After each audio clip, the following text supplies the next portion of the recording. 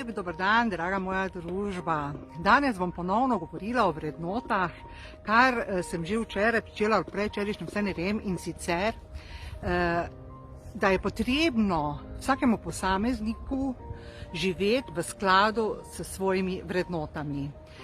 Kaj želim s tem povedati? Namreč ugotovila sem, da bolj kot smo posamezniki v skladu s svojimi vrednotami, več obilja prejemamo v življenju. Kakšnega obilja? Seveda, tako kot zmeraj to poudarjam, ni to zgolj materialno obilje, ni to zgolj denar.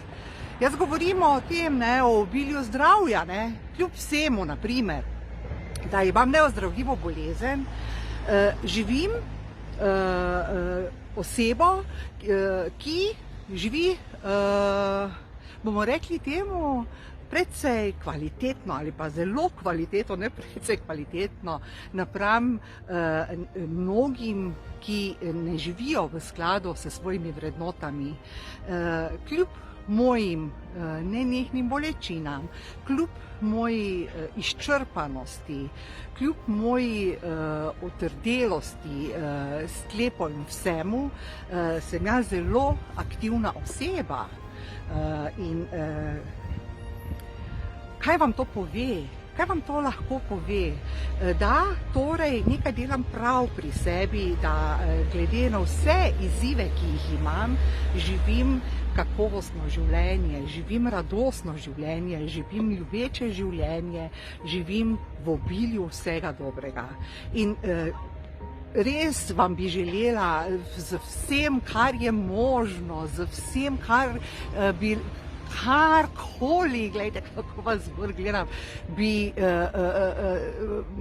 lahko naredila, da vam bi to dopovedala, kako živeti v raznovrstnem obilju. In ja, to, da smo v skladu s svojimi vrednotami, to je tisto, kar nas zagotovo pripelje do tega, da živimo v raznovrstnem obilju. In naprimer, da vam dam primer. Oseba, ki ima dokaj visoke prihodke za večino Slovencev, in ta oseba ni radodarna in njena vrednota pa je ravno radodarnost. In sama razmišlja o svojem življenju, kako čist na koncu je, da komaj pride iz meseca v mesec, kako je potrebno ves čas iskati zgolj brezplačne storitve in kaj jaz vem kaj vse, in je neradodarna in ne podarja nikomu ničesar, težko verjetno, da bo živela v obilju.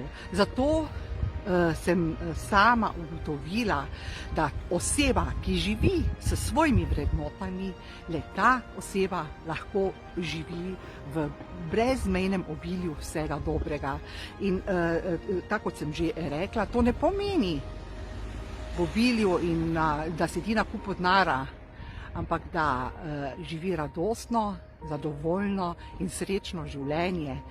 In vsakič pač moram potem, ko rečem eno besedo, srečno, kdo je non-stop srečen, tako, in tudi ja, kdo je zdaj non-stop v obilju nečesa.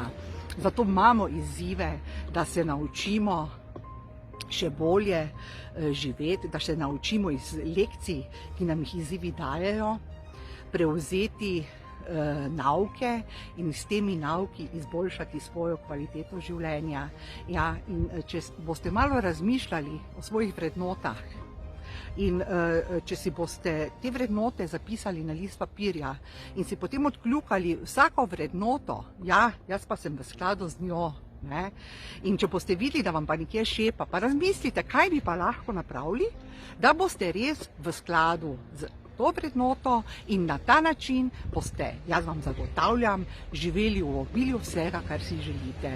Tako, želim vam en lep dan še naprej, evo tu za mano Maribor, se vidite, tako v takem lepem okolju živim, ja, lepo mi je. Pa, pa!